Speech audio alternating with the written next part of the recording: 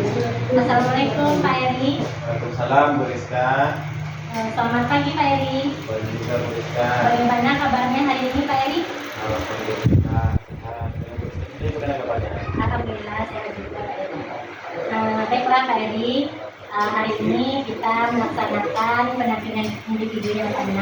Ya. Nah, ini adalah pelaksanaan pendampingan individu kita yang terakhir. Yang terakhir ya? Iya, sekarang yang terakhir Pak Eri. Nah, tema dari pendampingan 6 kita yaitu refleksi perubahan diri dan dampak kehidupan. Nah, fokus dari pendampingan kita kali ini adalah yang pertama persiapan panen hasil belajar. Nah, Kak Eri, nanti puncak lokakarya kita yaitu persiapan panen hasil belajar. Nah, selanjutnya pengumpulan survei umpan balik dan refleksi hasil survei tentang kompetensi guru penggerak umpan balik 360. Apakah sudah Kak Eri sebar? Sudah. Ya.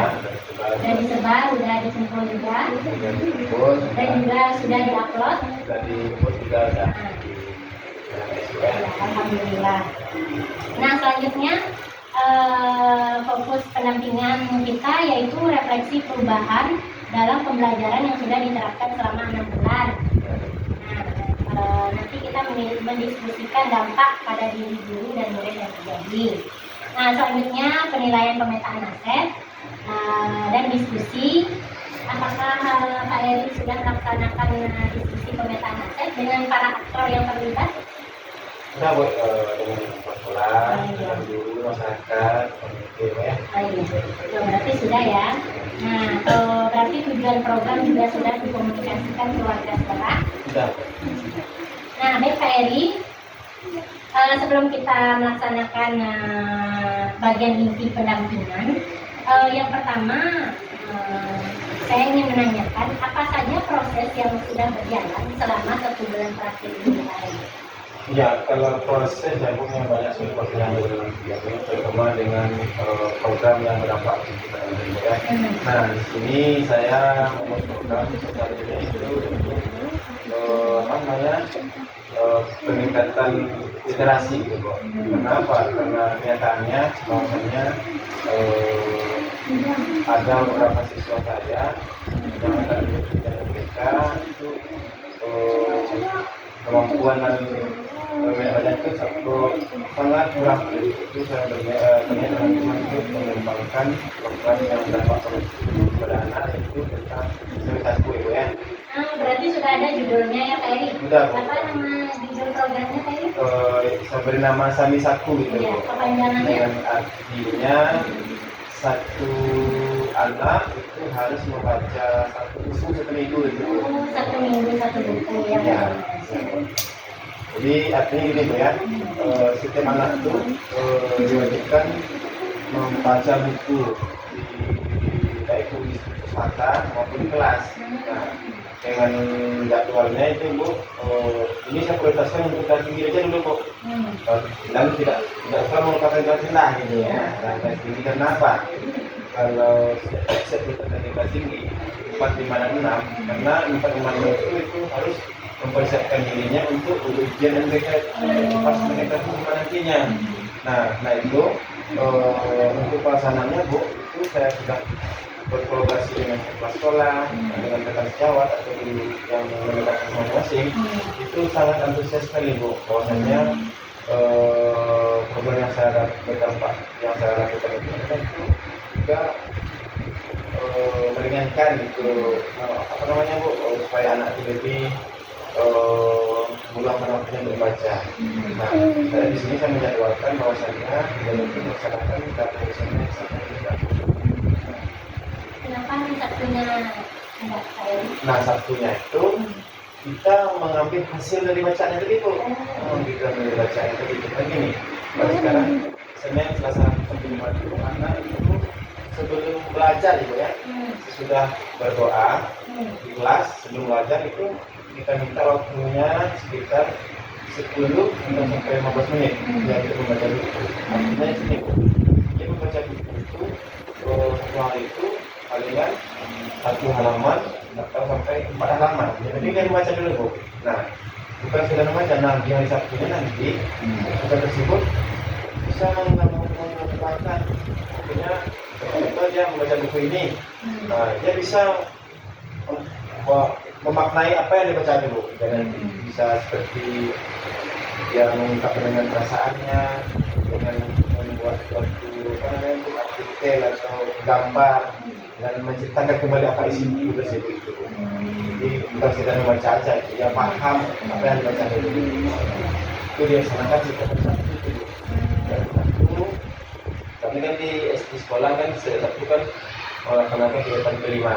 Nah, sebelum pulang ke rumah dan makan, kita aturkan dulu tuh, kita berbagi SDK, ada itu kita kelas itu mewakili satu atau dua orang ke depan untuk menampilkan hasil bacaan. Jadi untuk selanjutnya itu kelas itu juga termotivasi bu, kawan-kawannya juga termotivasi. Nah di situ kita kasih aku juga kasih penghargaan bagaimana itu kalau disukai juga bu. Jadi otomatis siswa yang lain juga termotivasi untuk melakukan hal positif yang berkaitan. Berarti sebulan terakhir ini tentang program berdampak pada murid ya Pak Eri. Iya. Baik Pak Eri, selanjutnya kemarin kita kan sudah melaksanakan pendampingan individu yang kelima. Ya. Nah, rencana tindak lanjut apakah yang Pak Eri lakukan dari pendampingan yang kemarin itu? Kelima yang program juga ya? Ya, kelima tentang program berdampak pada murid dan komunitas kampus. Nah di situ setelah tidak akhirnya ya, sebenarnya melaksanakan apa yang harus kita kerjakan, tadi apa program yang kita jalankan dengan sekolah juga mensukseskan kegiatan yang berdampak kemudian itu karena dengan bersama kita bisa menyelesaikan kegiatan dengan istilahnya program-program yang kita buat itu yang kita bersama itu berkolaborasi dengan rekan guru ya Pak Eri. Malah itu waktu itu program yang saat ini dihadiri oleh pengawas. Waktu itu mengadakan observasi sekolah. Kebetulan saya sampaikan di sana, bahwasanya waktu juga pas hari asal juga itu, sampaikan bahwasanya Bu, seperti saya ibu, belum yang berdampak pada siswa, sekolah di sekolah dan masalah. Nah, itu tidak ada sampaikan kepada ibu, kita pelajar sebelum dan pada selanjutnya Pak Eri, apa saja hal-hal yang dianggap sebagai capaian selama 1 bulan terakhir? Nah, capaiannya berarti sekarang anak-anak yang contohnya di kelas 4 ya, di kelas 5 ya, kelas 5 itu ada salah satu, ada 3 orang bu, Edil, Abdul, sama Udi, itu dia masih coba data aja. Nah, dengan adanya program ini, palingan bulan 2 minggu belakang dengan itu bu. Nah ini minta deh bu karena apalagi sih Abdul, program ini bu, kalau yang kami di sekolah kan yang pedagang usaha keluarga, yang di pedagang usaha keluarga, siapa yang jamnya kosong lagi, nah dia yang bekerja seperti usaha. Nah anak ini yang si Abdul ini yang dari ini bu. Nah dia kita minta waktu jam yang ngajar sekitar 20 menit yang suka jadi dibimbing oleh guru dan secara bergantian ya secara bergantian itu yang sepakat itu dari kita bangga sama pengawal apa itu kita yang jadwalnya. Nah capaiannya punya alhamdulillah Abdul itu sekarang walaupun terbaca-baca tapi kita agak acak gitu dari sebelum ada bisa melakukan itu orang udah bisa menggabungkan dan bersama kesejahteraan kepada masyarakat kita ada signifikan dan sampai jadwalnya mereka anak ini terlatih tidaknya dan lancar gitu ya mereka nanti kalau nggak salah 15 bulan juga kita sampai kita dia terima. Alhamdulillah ya Pak Edi, dari cerita-cerita Pak Edi tadi pelaksanaan tentang program berdampak pada murid, komunitas praktisi tadi. Nah, saya sudah lihat ya dari PED yang pertama sampai PED yang terakhir ya Pak Eri. Nah, banyak sekali kemajuan Pak Eri yang saya lihat, mulai dari bertanya tentang bagaimana pelaksanaan program berdampak pada murid dan aksi nyatanya juga, terus juga wawancara dengan kepala sekolah. Nah, katanya Pak Eri tambah maju sekarang, banyak kemajuan-kemajuan yang diberikan Pak Eri, manfaatnya juga untuk sekolah.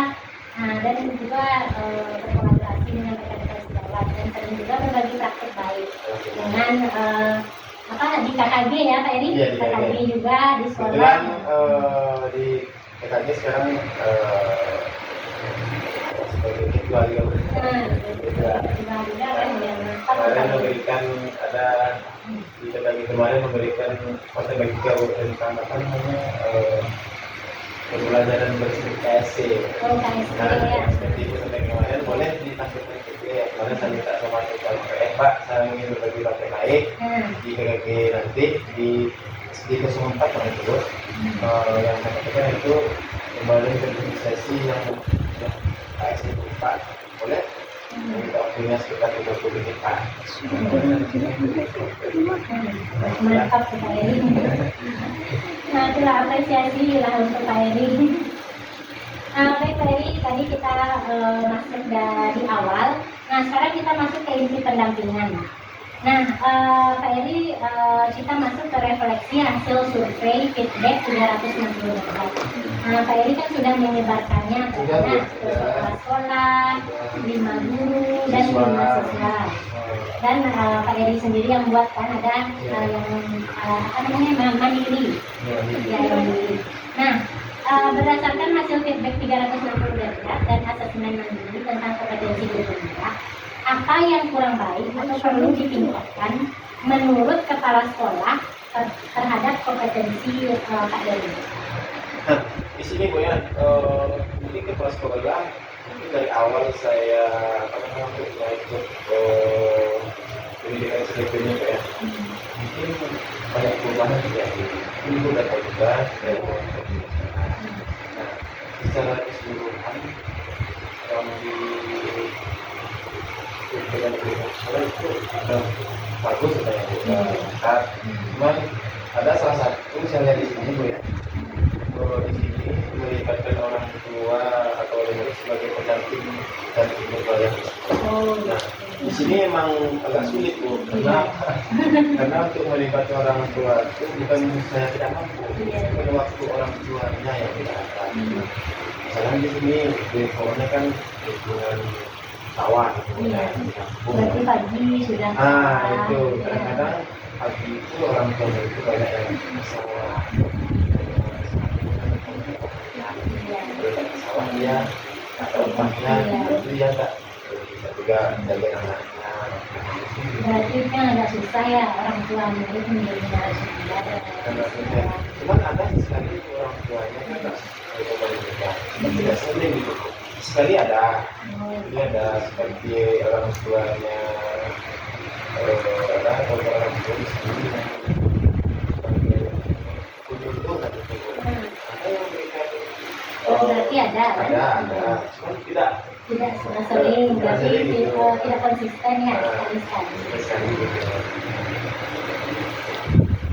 Baik Pak Eri, berarti itu ya yang perlu ditingkatkan ya. Iya, Nah, selain kolaborasi dengan orang tua. ya kolaborasi dengan orang tua murid menjadi narasumber di sekolah. Nah, selanjutnya yang tadi kan dari kepala sekolah ya Pak Eri.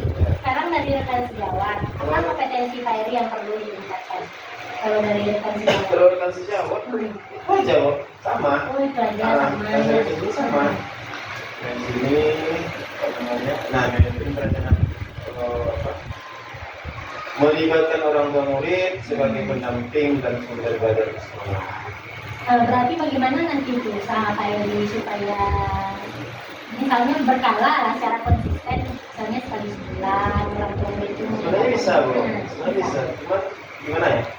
Yang pertama tadi alhamdulillah saya tadi seperti itu. Yang kedua ada beberapa orang yang orang tuanya dari kalangan itu. Cuman waktunya tadi itu ada juga yang siswa saya yang bersifat orang tua itu guru TK mana di sini. Iya. Dari sini, kemarin sudah ada juga kolaborasi tentang tentang peralihan dari TK ke SD, gitu ya. Oh iya, yang PAUD tuh kan. Yang dari PAUD ke TK, Iya. dari TK ke SD. Kemarin nggak ada bincang-bincang sama beliau. Katanya nanti seandainya yang datang ke keluarga yang disebutkan, itu juga untuk selanjutnya akan lebih ditingkatkan lagi. Nah, ya, baik Eri.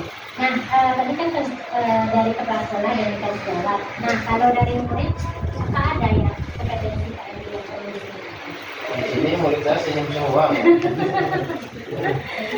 Kalau senyum semua berarti tidak ada yang perlu ditingkatkan, berarti sudah meningkat ya Pak Ya, Eri. saya selalu aja semua.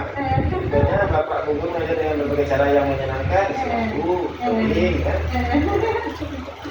Pokoknya jempolnya semua nih, Bu. Berarti tidak masalah kalau yang muridnya Pak Eri. Yang jadi masalah saya nggak datang, Bu. Ah, iya, iya. Saya nggak datang di sekolah, atau saya terlambat jadi masalah. Yang jadi masalah sama muridnya.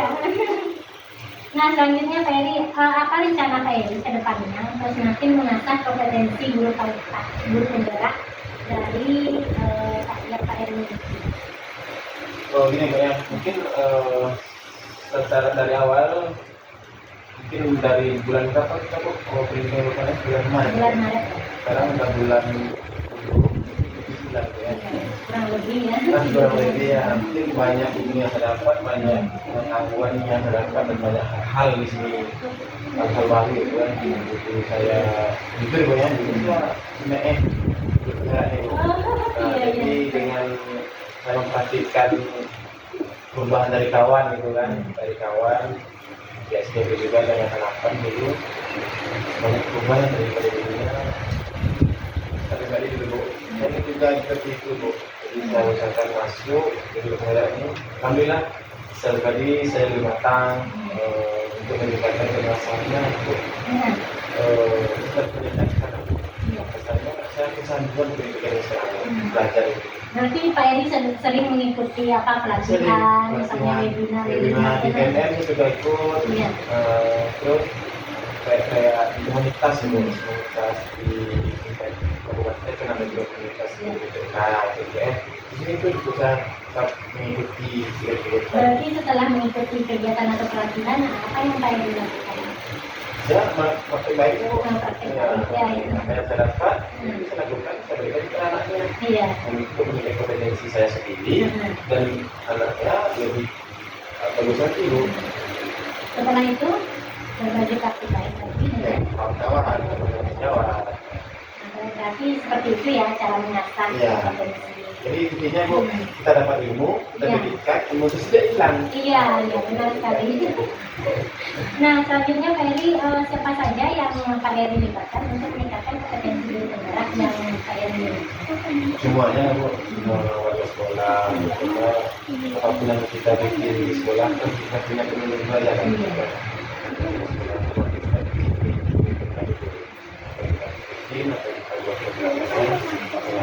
Kita berkolaborasi dengan teman-teman, kalau berkolaborasi itu mungkin akan terjadi, nggak ada satu mungkin itu. Kenapa Mas seperti ini ya? Bisa berkonsep itu kita lakukan bersama, tetapi kan Iya. kita akan bersatu dengan dan kita tidak sendirian itu namanya kolaborasi dan relasi kedua yang meningkatkan tentunya nilai-nilai kebersamaan. Berarti kepala sekolah, sejawat. Siapa lagi Pak Eri yang terlibat? Banyak Bu, komite, saat itu pada murid, gitu kan. Murid juga kan bisa juga melibatkan. Ya, baik Pak Eri. Nah, kita sekarang masuk ke perubahan dalam pembelajaran. Nah, Pak Eri kan sudah menjalani 6 bulan pendidikan guru penggerak. 7 bulan kok. Iya, 7 bulan ya. Perubahan apa yang Pak Eri rasakan yang berkaitan dengan kompetensi Pak Eri sebagai guru? Perubahan banyak sekali. Kalau perubahan yang pertama itu dari yang awal dulu ya. Dari awal, pertama itu disiplin. Disiplinan ya. Kalau dulu saya dulu sama anak. perubahan. Terus yang kedua kompetensi tentang sosial emosional saya. Bertanya sama siswa saya, agak yang namanya guru olahraga emosi ya.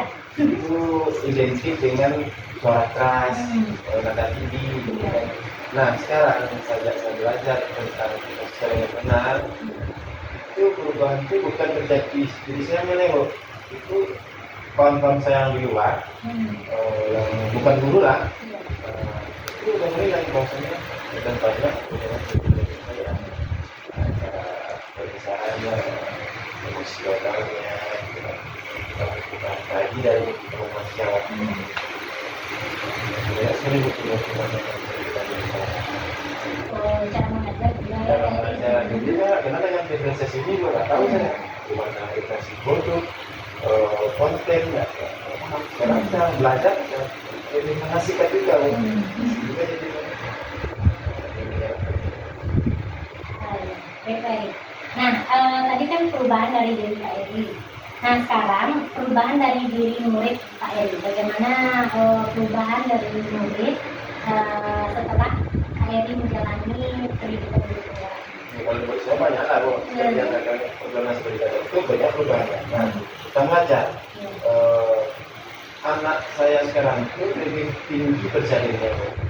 Ibaratnya saya itu sebagai peserta dari kelas lagi. Dia yang yang berperan aktif dia lagi. Contohnya, ketika saya ngajar, saya bikin tulisan permainan tasbih. Kita jago selingkar. Nah, itu banyak persoalan yang dibahas tentang lapangannya, tekniknya, bagaimananya, kolaborasinya, itu banyak, Bu. Jadi mereka aja, saya sebagai guru mendamping aja lagi, sebagai fasilitator saja lagi. Nah, seperti ini. Apa baca di tempat dulu itu permainan bola pasti. Apa yang terbahas sama kalian? Nah, kita bahas seperti itu, Bu. Jadi banyak hal yang menarik atau yang berubah terjadi pada siswa saya. Berarti lebih apa ya, lebih kreatif lagi, Ya, inovatif.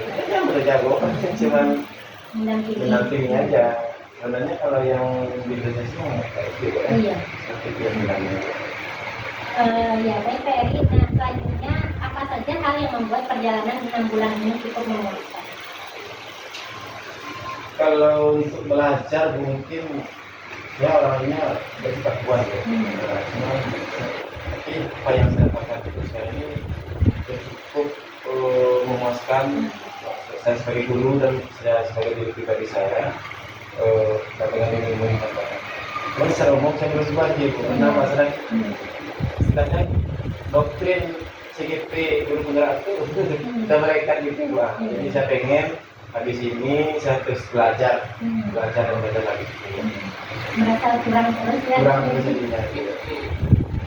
Baik Kak Eri, apa saja hal yang membuat perjalanan 6 bulan ini menjadi cukup menantang bagi Kak Eri? Kalau Cukup menantang apa saja pengalaman Kak Eri misalnya? kalau secara sebenarnya ada yang menantang.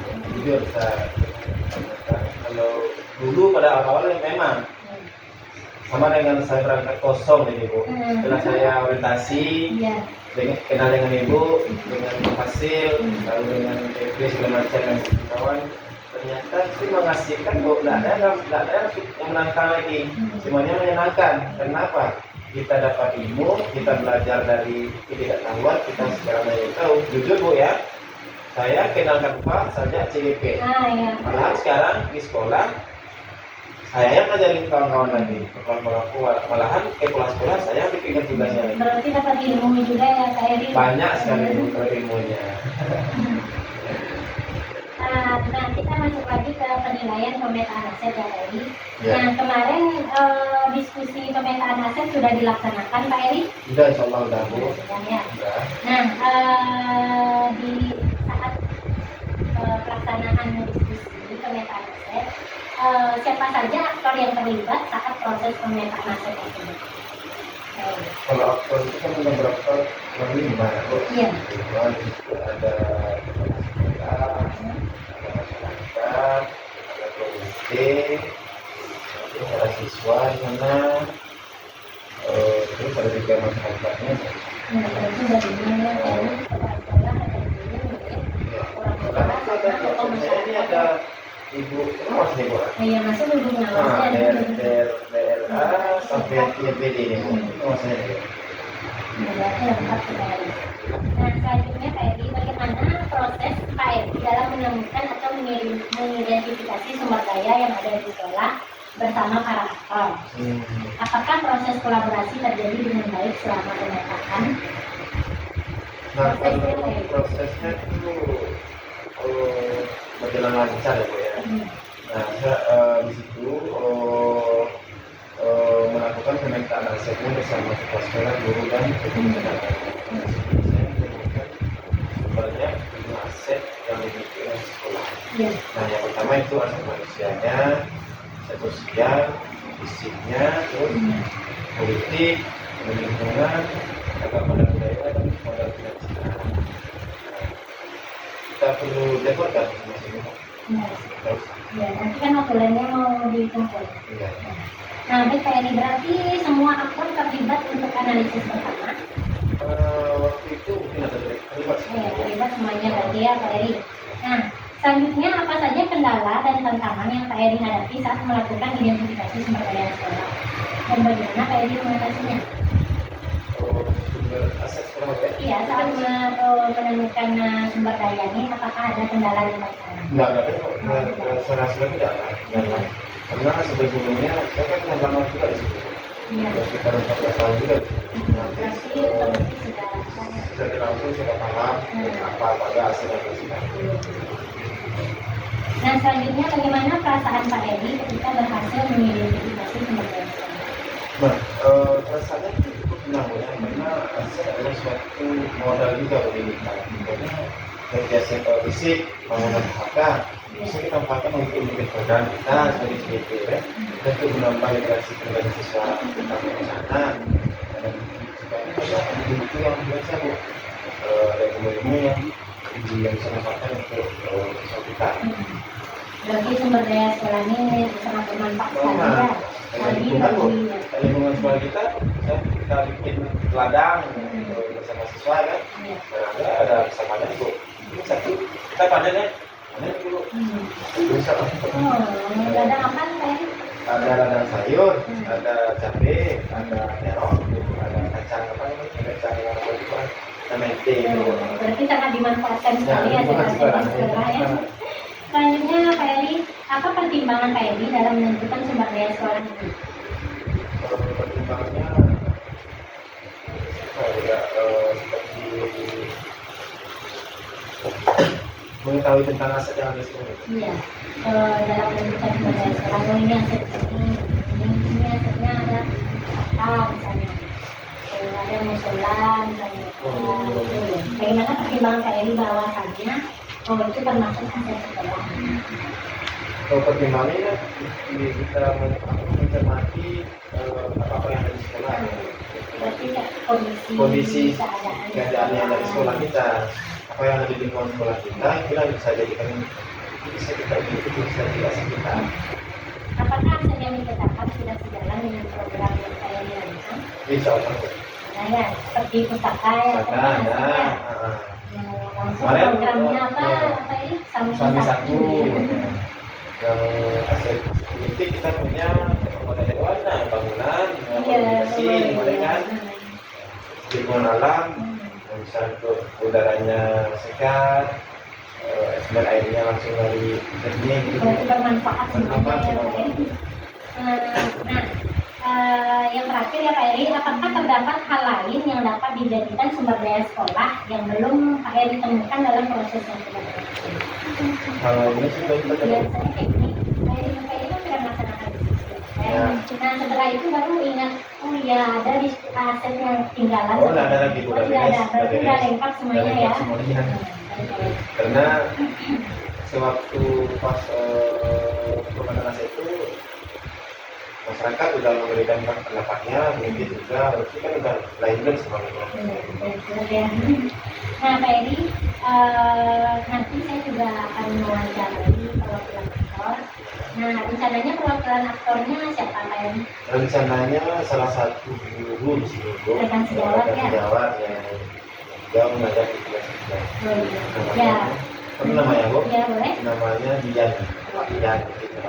Oke, nah Pak Edi, wawancara perwakilan aktor ini tujuannya yaitu untuk mengecek kesepahaman tujuan bersama dan tujuan pemetaan dan proses hukum. Nah, Pak Edi nggak apa-apa dipanggil Diannya Pak Edi. Oke, Bu. Bentar ya, Bu ya. Iya. Assalamualaikum Pak Dian. Waalaikumsalam, Bu. Selamat pagi Pak Dian. Selamat pagi, Bu. Bagaimana kabarnya hari ini? Alhamdulillah sehat, Bu. Alhamdulillah ya Pak Dian. Nah Pak Dian, saya akan mewawancarai perwakilan aktor yang terlibat dalam diskusi pemetaan aset. Nah kata Pak Edi, teman yang untuk perwakilan aktor itu yaitu Pak Dian. Nah tujuan wawancara ini yaitu untuk mengecek kesepahaman akan tujuan pemetaan dan proses yang terjadi. Pak Dian, maaf ya mengganggu waktunya hari ini. Sekarang saya akan menanyakan yang pertama, bagaimana proses Bapak dalam menemukan atau mengidentifikasi sumber daya yang ada di sini? Proses yang saya lakukan yaitu, Bu, dengan cara berdiskusi pemetaan aset itu dengan beberapa aktor, aktor lah, seperti kepala sekolah, orang tua, komite, siswa, dan juga teman sekolah. Dan pemetaan aset yang saya dapatkan yaitu seperti aset manusia, modal sosial, modal fisik, modal politik, dan modal lingkungan alam, modal agama dan budaya, dan modal finansial. Berarti semuanya terlibat dalam menganalisis Bapak ya? Ya, terlibat semuanya. Oke. Nah, selanjutnya apa saja kendala dan tantangan yang Bapak hadapi saat melakukan identifikasi sumber daya sekolah dan bagaimana Bapak mengatasinya? Kalau kendala sejauh ini mungkin tidak ada, Bu. Karena semua aktor itu pada saat berdiskusi mereka mengemukakan pendapatnya. Jadi tidak ada kendala sepertinya, Bu. Baik, selanjutnya bagaimana perasaan Bapak ketika berhasil mengidentifikasi sumber daya sekolah? Pertanyaan alhamdulillah senang, karena dengan memetakan aset saya dapat mengetahui apa saja aset yang ada di sekolah ini dan juga bisa dimanfaatkan aset tersebut untuk pembelajaran dengan murid tentunya. Oke. Apa saja pembelajaran yang Bapak dapatkan dari proses pemetaan aset ini? Pembelajaran saya dapatkan yang pertama itu tentunya saya bisa dapat berdiskusi dengan beberapa aktor yang tadi. Di situ kami dapat berdiskusi bersama dan juga pemanfaatannya aset ini seperti aset modal fisik seperti perpustakaan dapat dipergunakan oleh anak tentunya untuk membaca dan menambah literasinya lebih bagus. Seperti program yang Pak Eri buat Ya, seperti program yang dibikin Pak Eri itu, Bu. Sampai Sangat satu bagus. itu ya? Ya, sangat bagus tuh, Bu. Satu buku, ya kan? Itu menggunakan aset yang ada di sekolah, Ya, aset fisik seperti perpustakaan. Seperti perpustakaan. Dan itu saja Pak Dian pembelajaran yang didapatkan. Dan juga seperti modal lingkungan, Bu. Jadi kalau lingkungan seperti tanah, kalau ada yang kosong bisa kita buat lahan, kita bisa ajak anak-anak untuk berkebun. Berarti sudah dibuat. Sudah dibuat. Jadi bisa menambah pengalaman dia lah nantinya untuk modal pas besar dengan bisa berladang, gitu kan, menanam. Itu mungkin, Bu. Iya. Nah selanjutnya Pak Dian, apa pertimbangan Bapak dalam menentukan sumber daya sekolah ini? Pertimbangan saya itu dengan melihat situasi sekolah, kondisi sekolah, dan juga lingkungan sekolah itu. Oke. Nah berarti sepaham ya antara Pak Eri sama Pak Dian, berarti adanya yang relevan antara jawaban Pak Dian sama Pak Eri. Nah terima kasih Pak Dian atas waktunya wawancara ini. Dan apa Pak Eri? Ya, boleh. Mungkin saya, Bu. Kita sudah masuk ke akhir pendampingan. Ya, alhamdulillah, Bu ya. Ya. Nah, ini periode terakhir kita kan Pak Eri. Pak Eri, saya apresiasi sekali atas praktek-praktek yang Pak Eri lakukan dari awal kita PI pertama ya Pak Eri sampai PI terakhir ini. Banyak sekali kemajuan-kemajuan Pak Eri yang saya lihat dari aksi nyata, dari Lokakarya, terus dari PI kita ini, dan termasuk wawancara dengan kepala sekolah. Banyak sekali kemajuan dari Pak Eri. Dari sebelum menjadi CGP dan sekarang sudah masuk ke akhir ya Pak Eri. Nah, Pak Eri, terima kasih juga Pak Eri telah berbagi praktik baik dengan teman-teman yang ada di sekolah juga atau yang di KKG. Nah, dengan pembelajaran daring, apakah tugas-tugas CGP sudah selesai Pak Eri semuanya? Kalau untuk daring sudah 98%, Bu. Oh, berarti apa ya? Udah semuanya berarti ya? Tinggal cuman di kalau cek LMS-nya itu tinggal ada tulis sekali lagi di apa namanya Di lokasi di juga. lokasi juga ada Nah, tugas yang harus dikerjakan. Kalau salah saya juga membuat video sama rencana pengembangan produk. Diingatkan lagi. Iya.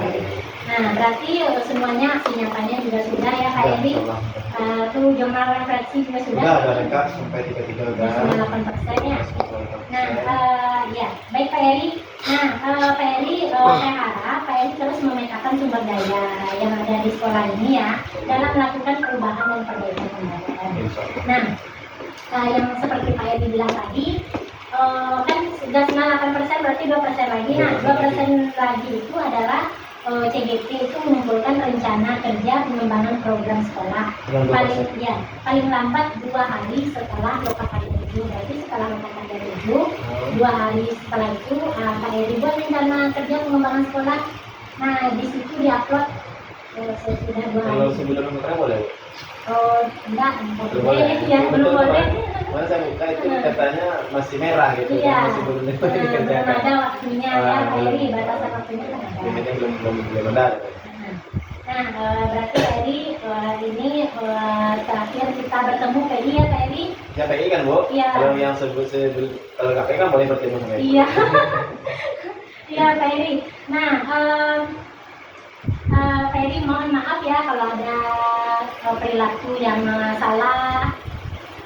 Terus terima kasih juga Pak Eri atas layanannya selama ini waktu PI ya Pak Eri. Nah, selamat berjumpa kembali ya Pak Eri di Lokakarya 6 itu hari Sabtu besok. Oke, saya Iya. Bu, mungkin Ibu bisa terima ucapan terima kasihnya.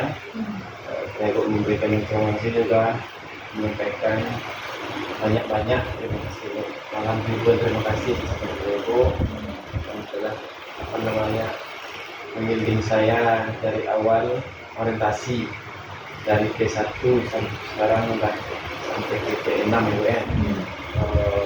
Saya sangat bersyukur sekali Bu dengan adanya program CGP ini. Saya didampingi oleh DP yang sangat hebat Bu ya.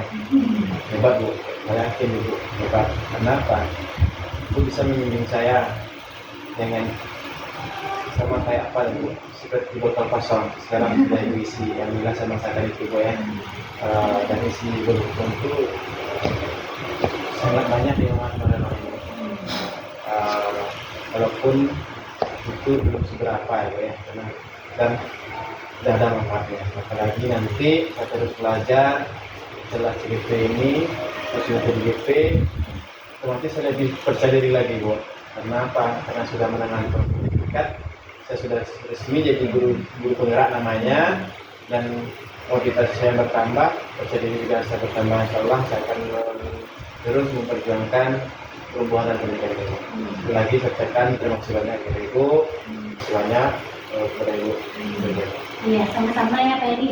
Semoga walaupun berakhirnya nanti pendidikan guru ini, semoga Pak Eri selalu konsisten terhadap program-program yang Pak Eri buat kalau perlu ditingkatkan lagi atau diperbanyak lagi program-program untuk sekolah ini ya Kak Eri, Insya Allah. demi kemajuan sekolah Kak Eri. Siap, siap, siap. Ya baik Kak Eri, assalamualaikum warahmatullahi wabarakatuh. Waalaikumsalam warahmatullahi wabarakatuh.